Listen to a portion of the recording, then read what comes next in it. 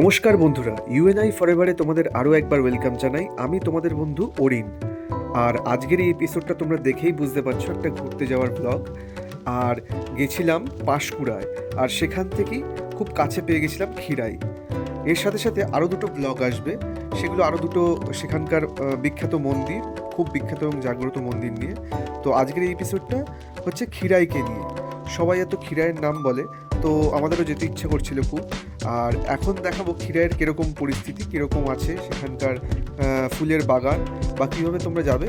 এই এপিসোডটা পুরোটা স্কিপ না করে দেখতে থাকো। চলো তাহলে শুরু করা যাক। যদিও আমরা বাইকে করে গেছিলাম ক্ষীরাইয়ের এই স্পটে, কিন্তু তোমরা ডিরেক্ট একদম ক্ষীরাই স্টেশনেও নামতে পারো। হাওড়া থেকে মেদিনীপুর বা খড়গপুর লোকাল ধরে এই ক্ষীরাই স্টেশনে তোমরা আসতে পারো। আমার পেছনে রয়েছে ক্ষীরাই স্টেশন, আর এগুলো হচ্ছে তার ব্রিজ।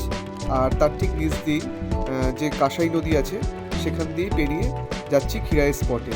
এখানে তোমরা দেখতে পাচ্ছ প্রচুর গাড়ি রাখা রয়েছে, অনেকে এসে পিকনিক করতে এসছেন, ক্ষীরাই দেখতে এসছেন। আর এখানে মেলাও চলছে, সবই তোমাদের দেখাবো। এখানে তোমরা পার্কিং করতে পারবে, পার্কিংয়ের প্রচুর জায়গা রয়েছে। পার্কিং অ্যাকচুয়ালি কোনো টাকা লাগে না, কিন্তু যেহেতু সামনে সরস্বতী পুজো আছে, সেই জন্য কিছু মানুষজন কিন্তু ওখানে চাঁদাও নিচ্ছেন পার্কিংয়ের জায়গাগুলোতে। ক্ষীরাইয়ের ফুলের বাগানে ঢোকার আগে প্রথমেই পড়লো এরকম মেলা। প্রচুর খাবারের দোকান বসেছে, সব রকম খাবারই পাওয়া যাচ্ছে, কারণ দূর দূর থেকে প্রচুর মানুষ ঘুরতে এসেছেন, তো খাবারের কোনো অসুবিধা হবে না এখানে। আর এর সাথে কিন্তু মেন যে স্টলগুলো রয়েছে বেশিরভাগ সেগুলো হচ্ছে ফুলের। অনেকে ফুলের যে হেয়ার ব্যান্ডগুলো হয় সেগুলো এখান থেকে নিয়ে পরে ঢুকছেন এবং বেরোচ্ছেন, বাড়িও যাচ্ছেন নিয়ে। প্রচুর ফুলের এখানে দোকান ছিল। মোটামুটি 40 টাকা থেকে হেয়ার ব্যান্ডগুলো শুরু হচ্ছে, 40, 80, 100, যেরকম তোমরা ওনাদেরকে বলবে সেইভাবেই ওনারা তৈরি করে দেবে ফুল দিয়ে। আরও প্রচুর খাবারের দোকান ছিল, তোমরা দেখতেই পাচ্ছ। আস্তে আস্তে আমরা মেলার ভেতর দিয়ে বাগানের দিকে চলে যাচ্ছি।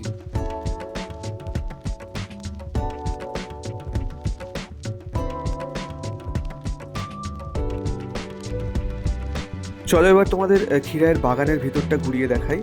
আস্তে আস্তে আমরা ঢুকছি, খুব সরু পথ দিয়ে যেতে হবে। আলের মতো যেরকম থাকে, সেই আল বেয়ে বেয়ে কিন্তু যেতে হবে এই বাগানগুলোর মাঝখান দিয়ে।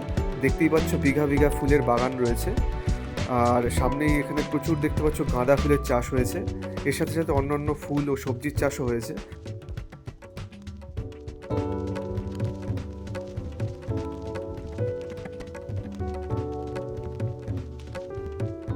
তবে বলে রাখি, আমরা এসেছিলাম জানুয়ারির 11 তারিখ রবিবারে। তো সেই অনুযায়ী হয়তো ফুলের সেরকম বাহার দেখতে পেলাম না। মোটামুটি যতটা এক্সপেক্ট করেছিলাম তার থেকে একটু কমই মনে হলো।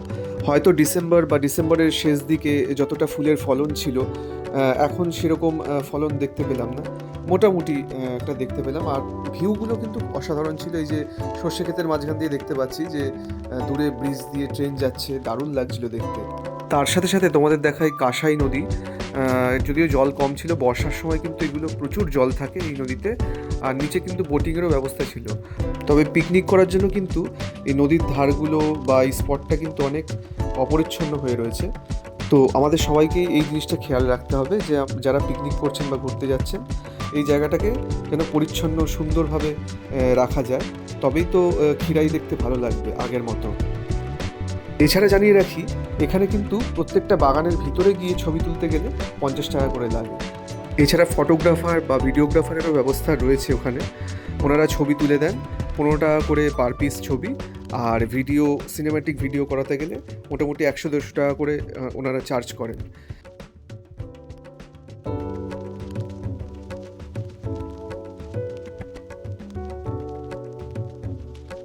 অনেকটা ঘুরে তারপরে শেষে একদম এই জায়গাটা, বাগানের এই জায়গাটাতে স্পেশালি একটু ঘন ফুলের বাহার দেখতে পেলাম। প্রচুর মোরগ ফুল হয়েছে, তার সাথে সাথে ডালিয়া, চন্দ্রমল্লিকা বা ফায়ার বল দেখতে পেলাম, ক্যালেন্ডুলা দেখতে পেলাম। আরও অনেক রকমের ফুল রয়েছে যেগুলোর নাম আমি জানি না ঠিক মতো। তো সেইগুলো মোটামুটি শেষের দিকে, একদম বাগানের শেষের দিকে যে জায়গাটা রয়েছে সেখানে দেখতে পেলাম। তো ওভারঅল এই যা দেখতে পাচ্ছ এই আছে, এর বাইরে আর কিছু দেখতে পাইনি। তবে যে ফুলের যে ঘনত্ব যেটা রয়েছে সেটা অনেক কম।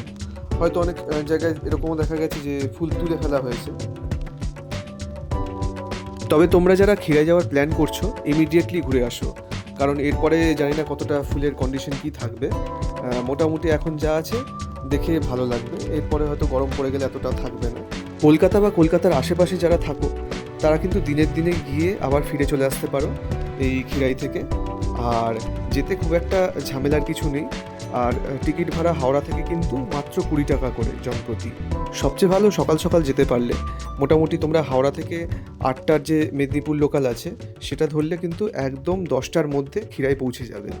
তোমরা পাঁশকুড়া থেকেও কিন্তু গাড়িতে করে এই খিরাইতে আসতে পারো, পাঁশকুড়া থেকেও গাড়ি ছাড়ে।